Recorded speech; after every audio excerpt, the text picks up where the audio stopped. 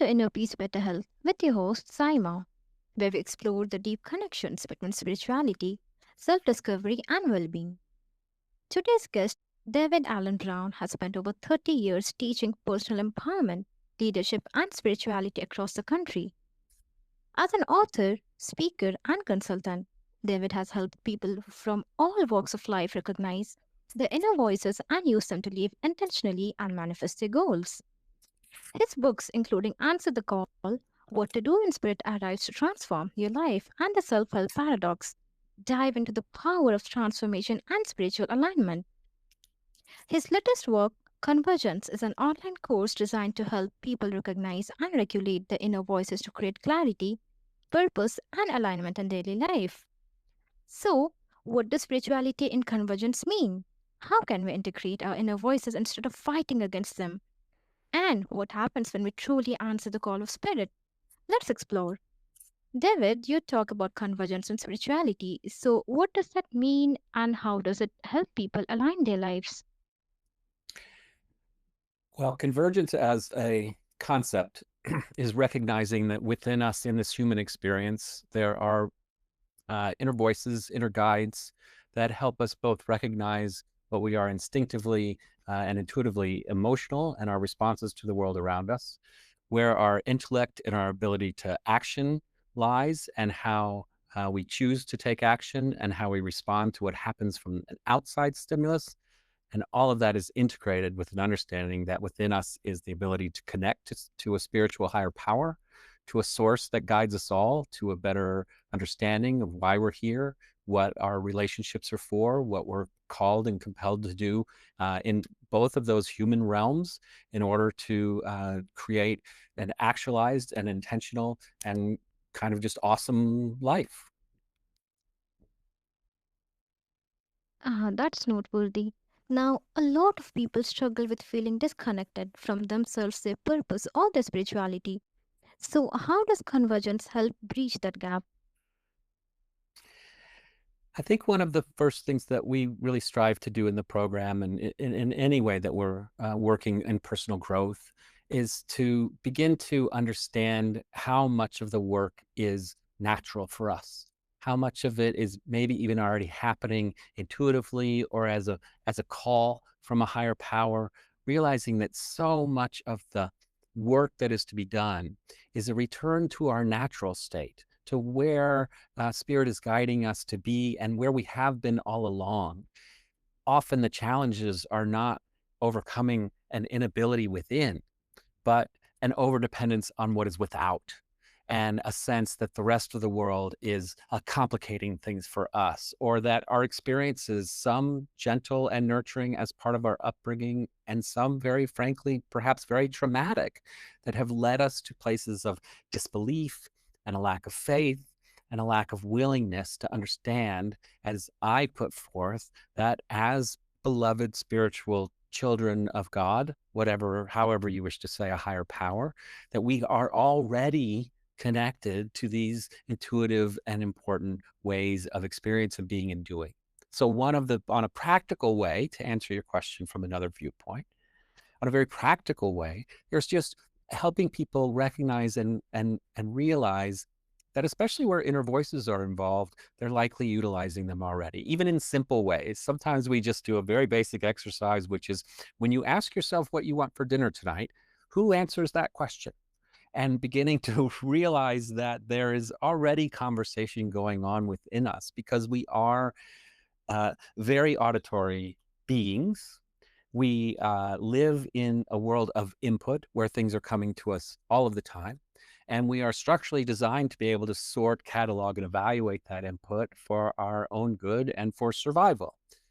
I happen to do this very verbally.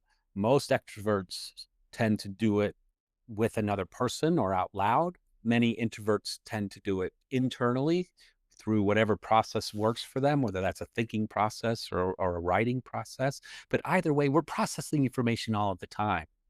What is so often missing is an understanding that, one, that's super normal, and two, that rather than just feeling like it's always coming through you or that it's being predestined, that there is a way to actually engage in the conversation in order to nurture, support, heal, and then vision, grow, and delight, and then create the outcomes that we're looking for.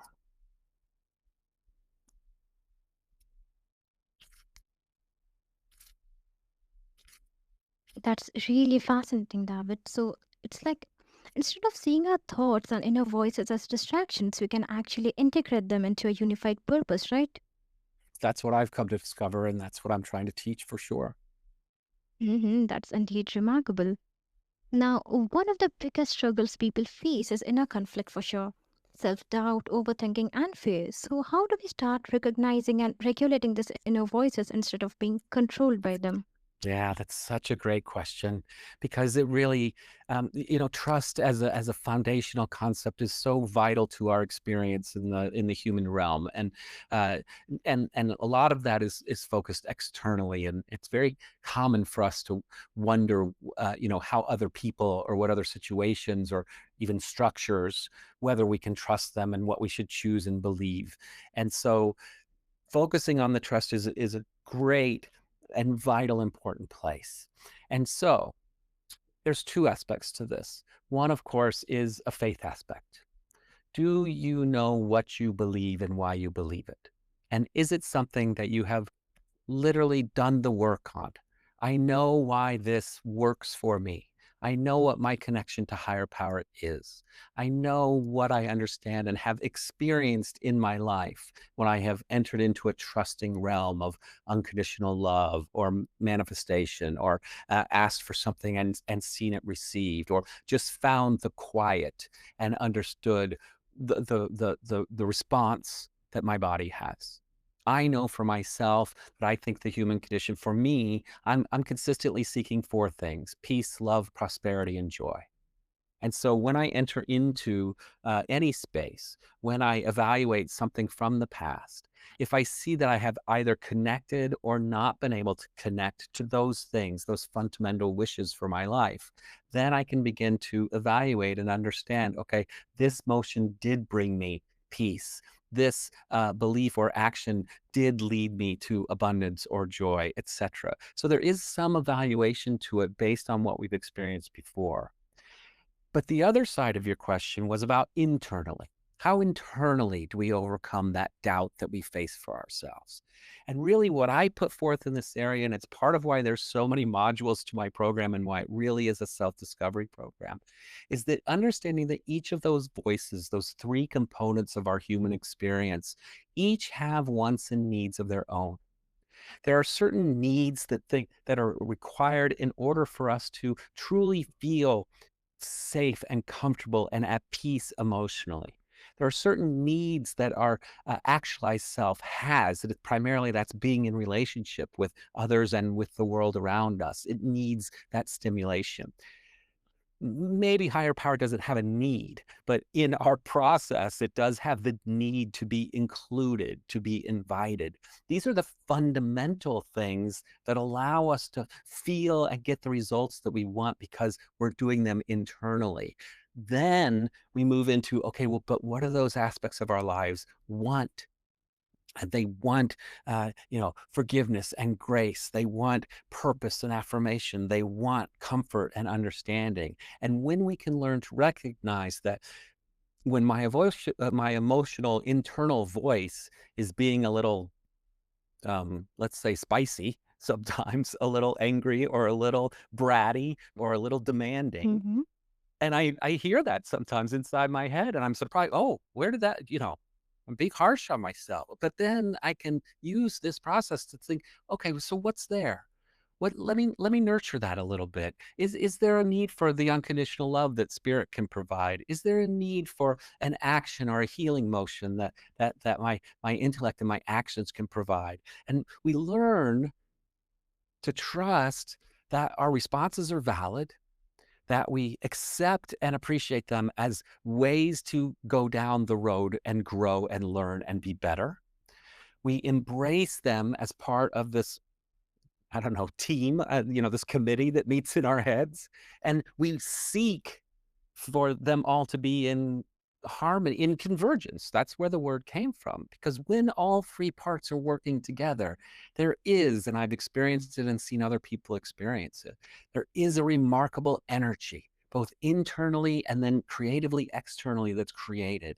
And it's almost one of those things, when you listen to my course, I occasionally laugh at myself because all I can say is, this feels good. Like, it's one of those feelings that's very difficult to explain.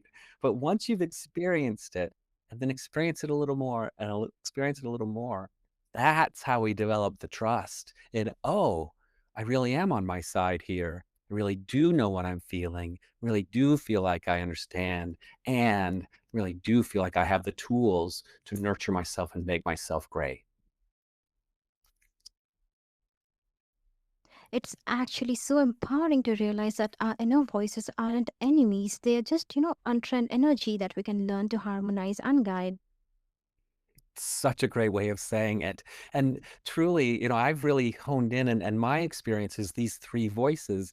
And every so often I would hear something that sounds a little like what you were saying, that there's a little bit of an enemy, or I'd be so hard on myself, or just something out of the blue would come that just seems so harmful internally. And really what I discovered is, oh no, there's no fourth voice. There's no enemy here. There's no, it's just that, oh, there's something's being neglected.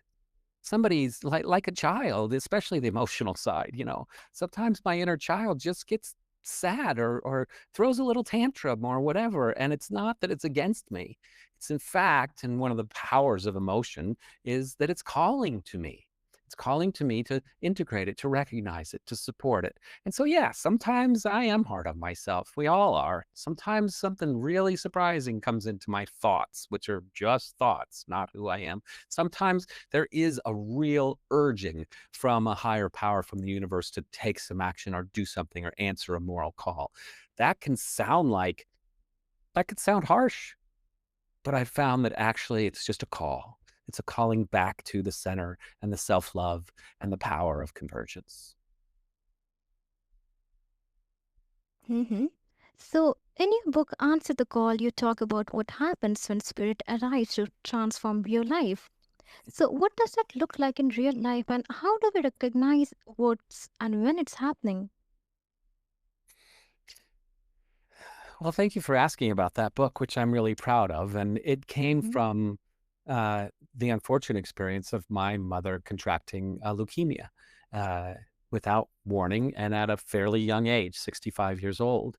And I had been teaching and speaking on spirituality for years prior to that, and so much of it was theoretical. And the reason the title is Answer the Call, what to do when spirit arrives to transform your life, is, wow, stuff happens in our lives. And sometimes, and in this case, which I use to illustrate, sometimes big things happen. My mother and I are very close, and it was this huge surprise at a difficult time in our lives. And so let's take, for example, an understanding of prayer energy, in which there is a desire to enter into the realm of higher power and to make requests and ask for intervention in our lives and say, oh, let's see some healing here. Let's see some miracles occur here. And we begin to flail a little bit and recognize our own, the limits of our human power in a situation like that. And what I actually found was that every prayer, from every denomination, from every place around the world, we were put on prayer chains at churches in Europe and in the Middle East. There were folks who said they went to holy sites and evoked my mom's health and her image. There were prayer chains across the world in support of my mother. And what I found was that the amazing, remarkable power of spirituality in action had much less to do with the specific outcome of my mother's health, and so much to do with the dynamic, loving energy that was introduced into the world because we went to prayer in that case. And that may seem ethereal or bigger than us, but in fact, it was incredibly practical, because people who hadn't been in touch with their higher power. We're now tapping into the power of prayer and experiencing higher power. That's the very practical, real application of responding to a difficult situation with spirit. Now, the book includes other fun things too. We also turned off the big bright fluorescent lights and brought in a floor lamp from home in order to create a warm and loving space. We also found touchstones of energy. Her symbol was a butterfly.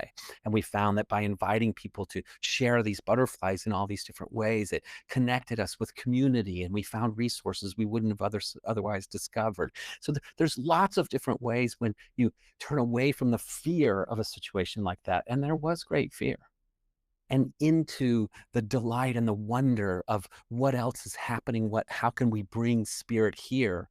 It transforms the experience. And I think the last thing that I would conclude there is, the last section of that book is maybe the most powerful, because in the end, after going into remission 6 months later, my mom's cancer returned and she succumbed to the disease and we lost her. And of course, that wouldn't be what we ever prayed for. And there has to be an understanding of how do you still hold your faith and your love and your light in the midst of a situation or a circumstance that you didn't ask for. And that's where the power lies, understanding the power of spirit and community and connection, and the ultimate lesson of unconditional love in the face of life and death in this case. That's indeed remarkable and inspiring, David. Thank you. Mhm. Now, many people ignore or resist these moments of transformation. So, can you share that? How do we lean into them instead of running away? Into the modes of, could you repeat that again? hmm Many people ignore or resist these moments of transformation. So, how do we lean into them instead of just running away? Yeah. Yeah, isn't that remarkable how we can tend to do that as people, ignore those moments, or be too busy, or think they don't matter. And it's sort of the function of being stuck in one place. One of the important components of my program is an understanding that no one of the three voices, no one of the three components is more important than the other. And when we end up stuck in a specific place, caught up in our emotions only, or turning everything over to a higher power, which can be equally as stifling as what I think you're describing, which would be, to me, being stuck in the action and activity of every day, thinking that the intellect and the motion and the situation and the circumstances that surround us are really where all our attention is, and it creates this very large experiential bubble, but it leaves out the emotion, and perhaps is has set the spirituality or the higher power side aside, and that's difficult. And so your question was, so how do we overcome it? How do we lean into? And one of the things that I've learned and I'm so grateful for, and it's a long journey, but one of the words that came out of my understanding of 2024 was how much I learned at my age and after all these years on my journey to appreciate and engage with and see the opportunity in just emotion, just allowing myself to feel, to bring that voice back into the conversation and into the experience of my life, and understand that that feeling is living. And when I incorporate that Oh, feeling with mhm. spirituality, I'm sorry, go ahead. I was just going to say, and then when those two voices are already in conversation, which is, this is what's happening, the experiential, and here's how I feel about it. So often the inspiration will then I invite in inspiration and say, okay, so what's next? So what's here? What's to be grateful for here? What's to be developed here? Well, how am I to be inspired here? All of that, the conversation for me, which I use every day, that's leaning in, which is how I mean to answer your question. Awareness, willingness to experience, and then a desire to see something next from what's happening now. hmm That's actually so true. Sometimes what we resist the most is actually what we need the most, and the key is learning to trust the process, right? Yes, I agree. And my belief leads me to understand that if I am out of alignment with my purpose in the universe, which simply stated is to provide unconditional love and support to all I am in relationship with, then the universe will tick me on the side of the head or sometimes, give me a good smack and say, hello, we need you, come back to us, re-engage, be a part of this. And sometimes, as you say, those times when we feel like, boy, the world's really trying to get my attention these days through sometimes very difficult circumstances, oftentimes that's the world trying to say to us, yes, but you need this. And it's hard. No one promised easy. No one promised life was easy, but we do promise that life has meaning. And I think that what gets hard is when we're trying to ignore that there's meaning there. And that's when these, I don't know, reminders come along, sometimes painful. I completely agree with that, David. Now, you have worked with organizations, leaders, and teams. So, how does spirituality play a role in leadership and personal empowerment? Mm. That's a great question. And I think that there is one of the things that I've learned, and one of the great words that I'm carrying forth, really in my rediscovery of self over the past handful of years, and my journey over the past 50 plus years, um, is that authenticity is so vital to both to the aspects that you were just saying. The teamwork, the group work, all relationships that we're in. And so, whether or not I can go into a business situation and invite people to a vision using a spiritual basis, whether or not that's appropriate, I do know that I can show up and invite people to understand that they're exactly the right person in exactly the right place. And now, on behalf of a group goal, we're going to invite you to be here in your most authentic self. And that allows me the opportunity to remind folks that we know that your authentic self is what you do and your abilities and your history and your knowledge and your wisdom. But we also know that your authentic self comes with experiences and understandings and feelings and intuitions that we value as well. And by the way, if all of those things are guided by your understanding of something that's bigger than you, that can be expansive, if you recognize that everything around you that you can see or feel or touch that isn't nature was developed by the human experience coming through, that was manifest from a vision that came from somewhere and then was integrated into a conversation, even if it's just one person, as I would put forth, that helps me invite people into a conversation that's broader than just themselves, which you and I, and in a certain circumstance, would gladly say that's spiritual. That's the spiritual self showing up. And if I have to fudge the words a little because we're not in a spiritual setting, I can still invite people to recognize that same understanding. You're here because you're amazing with what you know, you're incredible with what you feel, and you're inspired by the world around you. Great. Let's move forward with that. Hmm. I actually love that true leadership isn't just about strategy, it's about alignment, purpose, and presence, no? What a great word that is, alignment. Thank you. Warmly welcome. Now, your course Convergence focuses on teaching people to manifest their goals by living with intention. So, can you share the most common mistake people make when trying to manifest their desires? Mm. Yeah, the last module of my course is all about taking this convergent energy and making it creative and putting it into a manifestation model. And the biggest mistake that I saw and fell prey to for years was the idea that manifestation was a line, that you started here with a vision and an idea, and that just by putting energy into it and trucking down the road and continuing to sort of shed what wasn't serving it and piling on what might be serving it, that eventually you would get to the end of the line, and the end of the line would be your vision. And it was just straight from here to there. And there's some funny cartoons about, well, it's not straight, it's a squiggly and it's up and down. And that's true too. But to me, the fault in that is the notion that there's a beginning and an end. Convergent energy goes into a manifestation cycle that is a circle that includes all of these voices, some more predominant at different places on the circle. But the circle starts with vision, enters into faith, goes into discernment from there. That's understanding and recognizing what's happening around you, what might be working, what doors might be opening, what might be closing.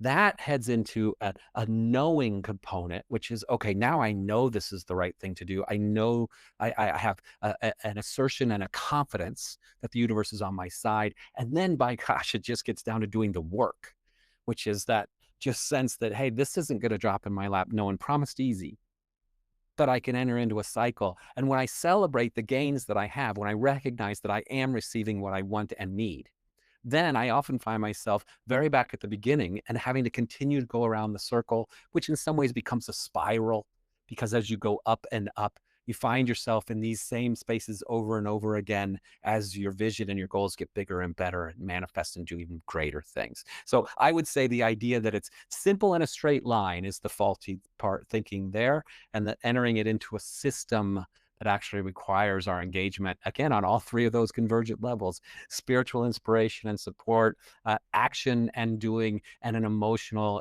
understanding of what's happening around us so that we can make really good decisions in that creative convergent energy. That's such a great shift, David. Your work is a powerful reminder that spirituality isn't separate from daily life, it's the foundation of everything we do. By recognizing our inner voices, aligning with purpose, and answering the call, we can create a life of intention, clarity, and fulfillment.